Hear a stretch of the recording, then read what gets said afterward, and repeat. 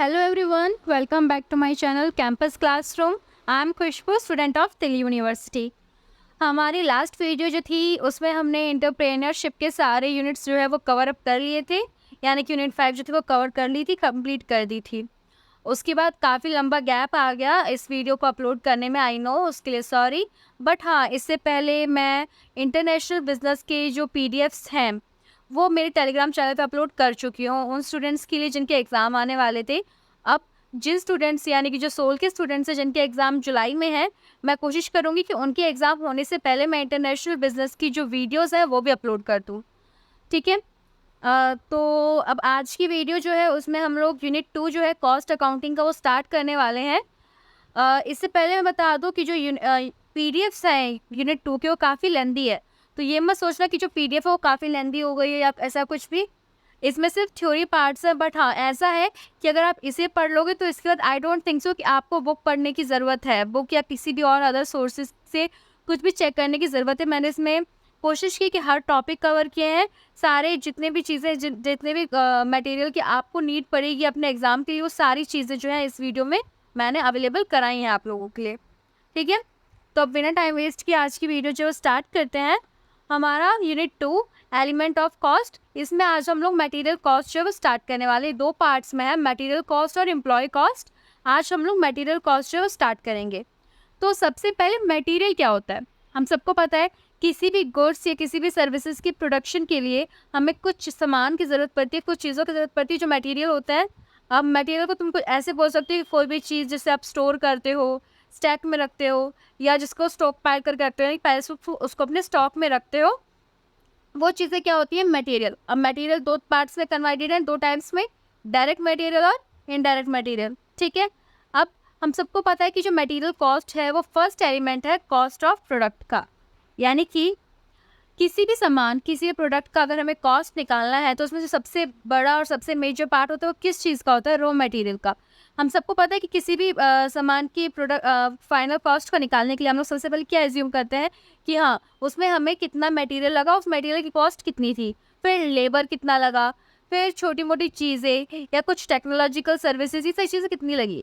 तो first part और major part क्या होता है, रॉ मटेरियल, कि रॉ मटेरियल जो है वो कितना लगा, क्या लगा। ठीक है, तो इसलिए जो मटेरियल की कॉस्ट होती है वो सबसे ज़्यादा फर्स्ट एलिमेंट होती है कॉस्ट ऑफ प्रोडक्ट निकालने के लिए। अब परचेज ऑफ मटेरियल, हम सबको पता है कि जो रॉ मटेरियल को खरीदना जो है वो परचेजिंग जो है वो उसको क्या मेन फंक्शन है। ठीक है, अब इससे क्या होता है, अब उसके लिए क्या ज़रूरी है, पहले तो कि आप जो भी सामान खरीदते हो उसे राइट क्वांटिटी में खरीदो, यानी कि प्रॉपर अमाउंट में, परफेक्ट क्वालिटी में, सही समय पे, सही प्राइस में, सही जगह से, यानी कि आपको पता होना चाहिए कि जहाँ से आप खरीद रहे हो वो जो है आपको परफेक्ट रॉ मटेरियल ही प्रोवाइड करेंगे, और डिलीवरी भी उसकी सही जगह पर होनी चाहिए। मटेरियल की सारी चीज़ें जो है वो परफेक्ट होना चाहिए। ठीक है, अब जस्ट इन टाइम परचेजिंग क्या है, तो जस्ट इन टाइम परचेजिंग मतलब ये है कि आपको जब जिस रिसोर्स की या जब जिस मटेरियल की ज़रूरत है अपने प्रोडक्शन के लिए, आप उसी वक्त उस मटेरियल खरीदते हो, यानी कि एडवांस में आप कभी भी स्टॉक जो है वो जमा करके नहीं रखते हो। अब इसका पर्पस क्या होता है, इसका पर्पस ये होता है कि हमारे स्टॉक लेवल को रिड्यूस करता है और साथ ही साथ जो है क्लोजर रिलेशनशिप जो प्रोवाइड करता है, हमारी क्रिएट करता है हमारे सप्लायर्स के साथ। अब एडवांटेजेस क्या हैं JIT परचेजेस के, पहला कि इसके लिए हमें जो स्टोरेज स्पेस की रिक्वायरमेंट होती है वो कम हो जाती है, क्योंकि हमें सामान स्टोर करके रखना ही नहीं, हमें एट द सेम टाइम खरीद रहे हैं, तो इसलिए उसकी में ज़रूरत नहीं है। दूसरा, हमारे जो ऑब्सोलेंसेस लॉसेस हैं वो कम हो जाते हैं, यानी कि हमारा सामान जो हमने पहले से स्टोर कर रखा था, बाई चांस वो रॉ मटेरियल एक्सपायर हो गया या किसी तरह ख़राब हो गया, जल गया, ठीक है, तो इस तरह की जो चीज़ें हैं वो भी रिड्यूस हो जाती हैं।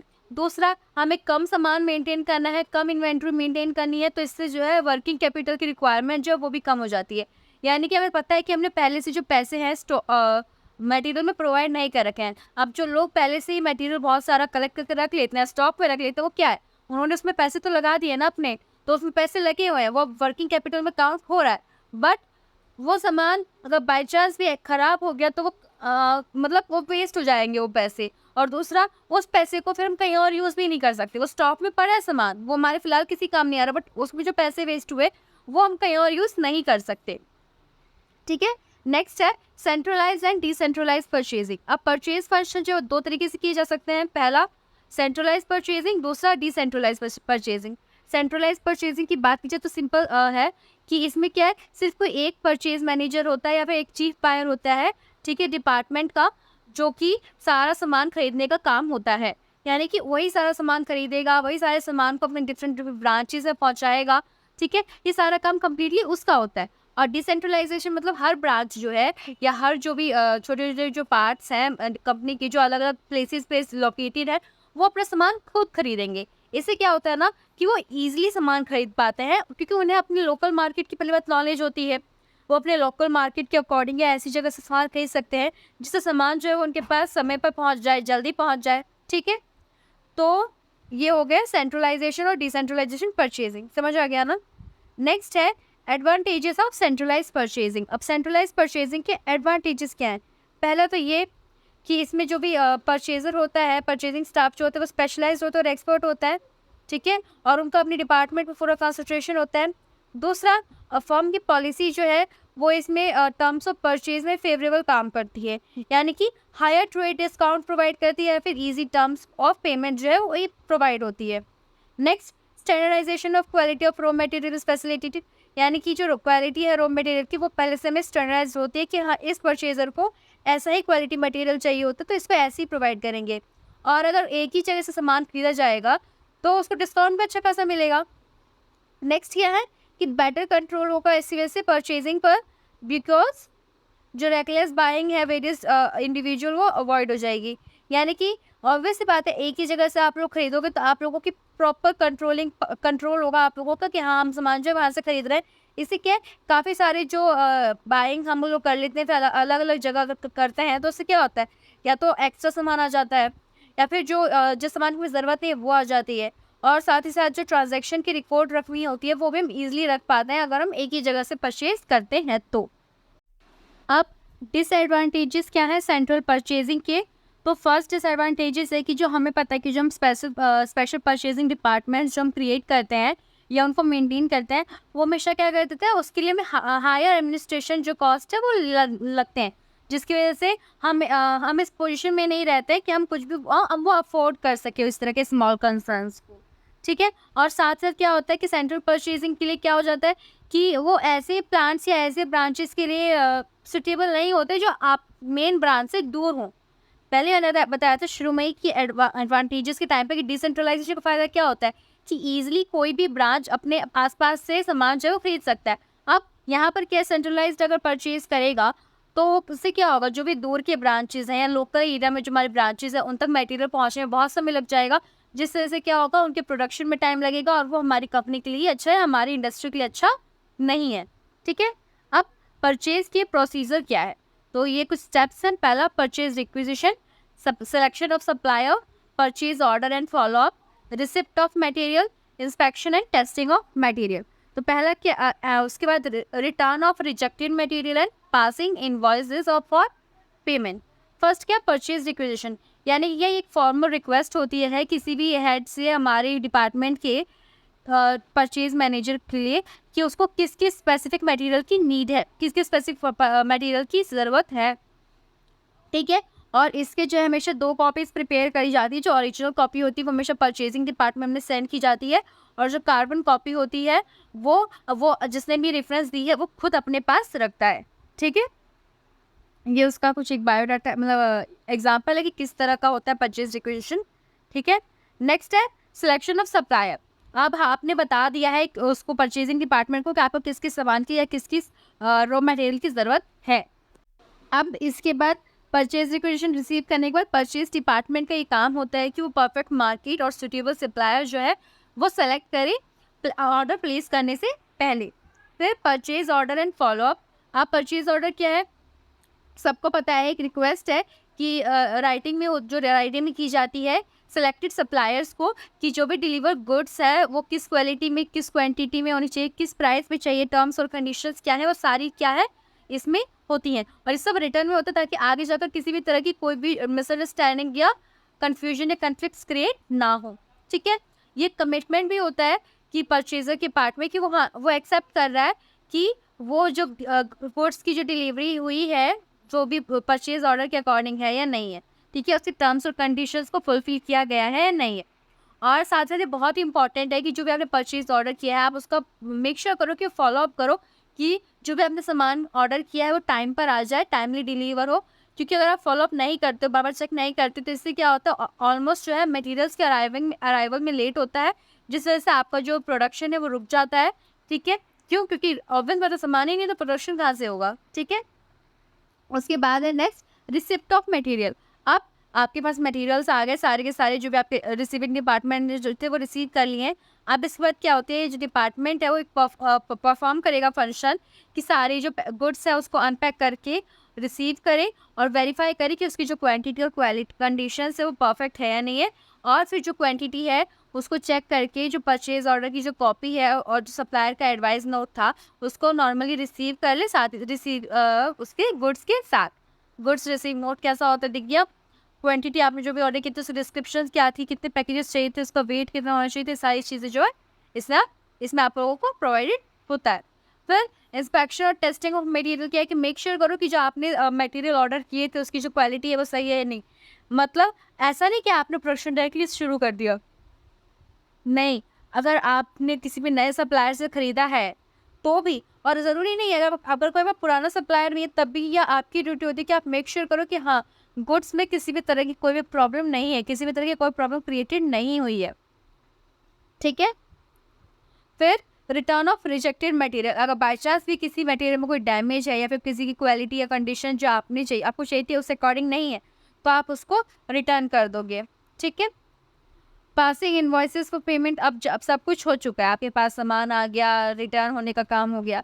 अब इसके पास क्या है, जो इनवॉइसेस है जो रिसीव करे जाएंगे परचेजिंग डिपार्टमेंट के थ्रू, फिर वो एक प्रोसेस करेंगे कि जो बिजनेस पेपर जो कनेक्टेड है हर परचेज के साथ और उसके प्रिपरेशन वाउचर्स के साथ वो बिगिन हो जाएगी। यानी कि इनवॉइस जो है वो नंबर्ड होंगे सीरियली और एंटर किए जाएंगे इनवॉइस रजिस्टर में कि हाँ, आपने कौन कौन से ऑर्डर किए थे, आप कौन से ऑर्डर्स होते हैं इनवॉइस को लिए, किन किन चीज़ों की ज़रूरत होती है परचेज ऑर्डर के लिए, गुड्स रिसीव नोट की, इंस्पेक्शन रिपोर्ट की, या फिर डेबिट और क्रेडिट नोट की, ठीक है? नेक्स्ट क्या है टॉपिक, परचेज प्राइस। अब परचेज प्राइस क्या होती है, जो इनवॉइस जो हमने रिसीव की थी सप्लायर से, वो हमें ओवरऑल जो है इंफॉर्मेशन प्रोवाइड कर देती है कि हमारे परचेज प्राइस के जो बेसिक फिगर है वो क्या होगा।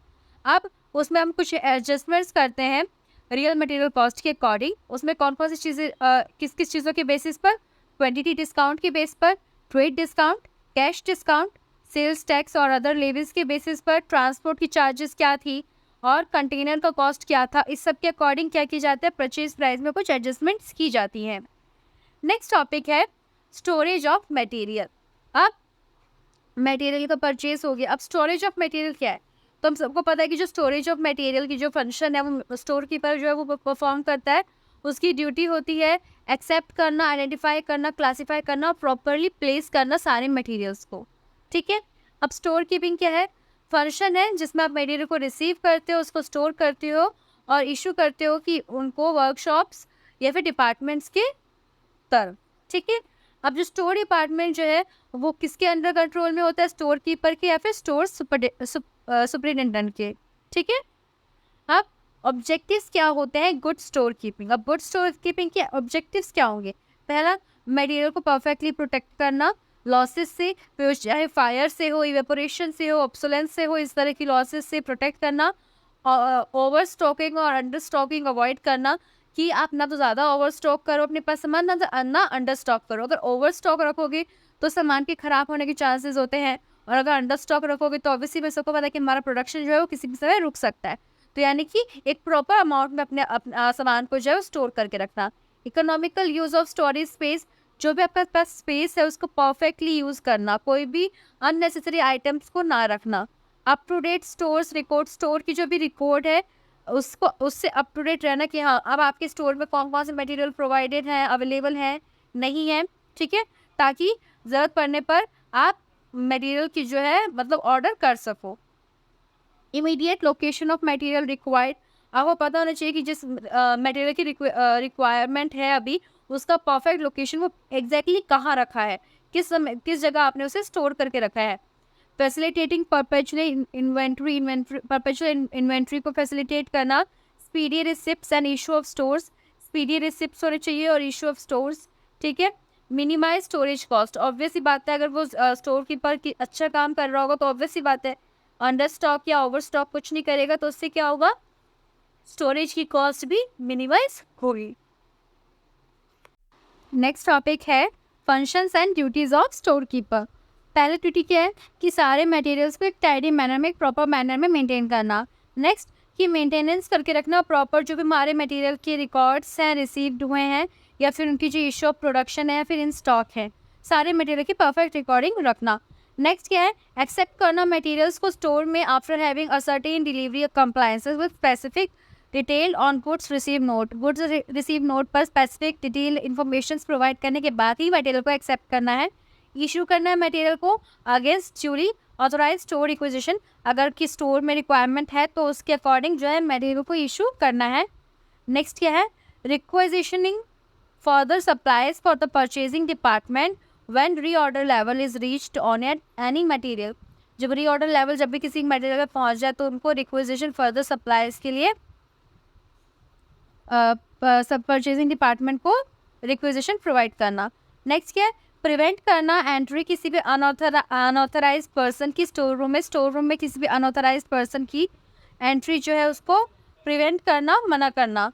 Periodic comparison of bin card balances with physical quantities in the bins, यानी कि पीरियोडिक कंपैरिजन करना किसी भी बीन कार्ड के बैलेंसेस का और उसके फिजिकल क्वांटिटीज़ के साथ, बीन्स में जो भी फिजिकल क्वांटिटी अवेलेबल है उसकी, और पीरियोडिक कंपैरिजन पिन कार्ड के बीच में एक परफेक्ट बैलेंस जो है वो मेंटेन करना, ठीक है। नेक्स्ट और लास्ट क्या है इसका, advising management on absolute and slow moving stock.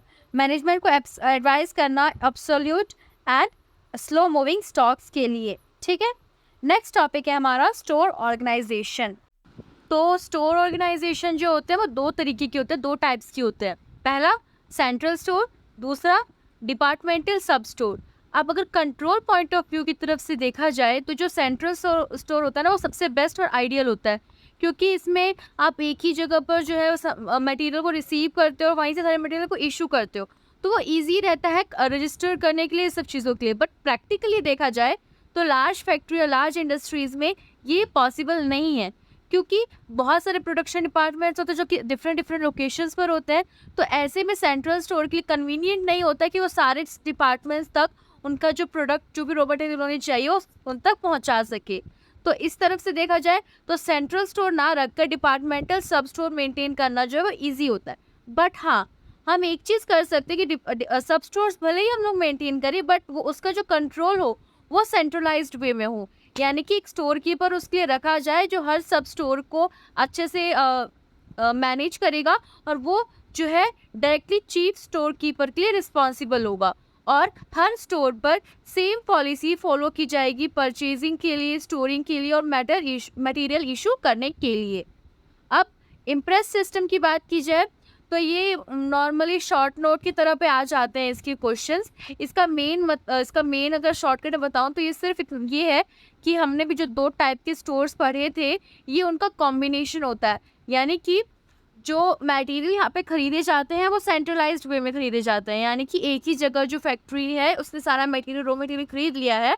फिर जितने भी हमारे डिपार्टमेंट्स हैं उनके लिए सब स्टोर्स जो बनाए गए हैं हर डिपार्टमेंट के, फिर वो सारा सामान एक जगह बल्क में खरीदने के बाद सभी डिपार्टमेंट के सब स्टोर्स तक पहुंचा देता है, ताकि जब भी किसी भी डिपार्टमेंट को जब भी नीड हो, रिक्वायरमेंट हो किसी मटेरियल की, रॉ मटेरियल की, तो वो अपने सब स्टोर से जो है अरेंज कर सके अपने लिए, ठीक है। इसका एडवांटेज ये है कि स्टॉक में ख़रीदने के लिए जो है काफ़ी सारे जो इशू पॉइंट्स हैं वो नहीं होते हैं, जैसे कि ईज़िली वो जो है मटेरियल की क्वालिटी चेक कर पाते हैं, एक ही बार में पेमेंट करने से भी ईजी होता है। और दूसरा, बल्क में जब भी आप कोई सामान खरीदते हो तो नॉर्मल है कि आप कोई भी मटेरियल बल्क में खरीदोगे तो वो आपको उसकी जो प्राइस है वो आपको थोड़ा डिस्काउंट मिलता है, तो ये कंपनी के लिए अच्छा है जितना भी वो सेव कर सके मनी, अपना कैपिटल। नेक्स्ट टॉपिक है classification and codification of material. Simple way में बोला जाए, जब भी आप, वैसे एक एग्जांपल के थ्रू समझाती हूँ, जब भी आप कहीं पे भी शॉपिंग के लिए जाते हो, कोई भी सामान लेने जाते हो किसी भी शॉप में, आप उन्हें क्या बोलते हो कि हमें इस तरह कोई मटेरियल चाहिए। तो जब भी कोई बॉस होता है, जो भी कोई मेन सेल्समैन वहाँ पर होता है, वो अपने सबऑर्डिनेट को क्या कहता है कि वो वाला जो मटेरियल है ना वो लेकर आओ। वो कभी भी प्रॉपर नहीं बोलता है कि तुम सिलिकॉन का ये वाला कपड़ा लेकर आओ, या फिर ऐसा कुछ नहीं बोलता। वो लोग एक कोड रखते हैं अपने लिए कि यार नंबर 25 लेकर आइयो, या फिर सुन वो दूसरा वाला जो चीज़ है ना वो लेकर आ, जो नया मटेरियल ले आया वो वाला। वो हमेशा कोड में बात करते हैं, कभी भी वो प्रॉपर नाम नहीं बोलेंगे कि भाई कॉपर का ये चीज़ लेकर आओ, या फिर कोई भी किसी भी स्टोर पर तुम जाओगे तो वो नॉर्मली जो है कोड या कुछ क्लासीफाई वर्ड्स जो है वो यूज़ करते हैं। अब वो चाहे कोई नंबर यूज़ करें, कोई अल्फ़ाबेटिकल चीज़ यूज़ करे, कोई डेसिमल, कुछ भी यूज़ कर सकते हैं, ठीक है। तो शॉर्टकट में बोला जाए तो क्लासिफिकेशन कोडिफिकेशन यही है, ठीक है। हमारा नेक्स्ट टॉपिक है बीन कार्ड। बीन कार्ड को स्टॉक कार्ड भी कह सकते हो। ये ऐसी क्वांटिटेटिव रिकॉर्ड होता है, आपकी जितनी भी रिसीप्ट्स हैं या फिर जो भी आपके इशू या क्लोजिंग बैलेंस ऑफ आइटम्स है जो स्टोर के हैं, उनका एक कार्ड होता है जिसमें सारे जो चीज़ें होते हैं वो रिकॉर्डेड होते हैं। जो सेपरेट बीन कार्ड्स है वो हर आइटम के लिए मेंटेन किए जाते हैं और शेल्फ्स या फिर बीन्स में जो है प्लेस्ड होते हैं, ठीक है। ये जो कार्ड्स हैं डेबिटेड होते हैं with the quantity of stores receive. जैसे जैसे स्टोर्स रिसीव करते जाते वैसे वैसे क्रेडिटेड होते हैं quantity of stores issue. Quantity जैसे भी स्टोर की इशू होती है उसके साथ ही क्रेडिट होते हैं, और रिसीव्ड होती है तो डेबिट होते हैं। और जो बैलेंस होती है ऑफ क्वांटिटी ऑफ स्टोर्स वो यहाँ पर टेकन की जाती है आफ्टर एवरी रिसिप्ट, जब भी कोई रिसिप्ट होती है फिर जब भी कुछ इशू होता है तो, ठीक है। नेक्स्ट टॉपिक है स्टोर्स लेजर।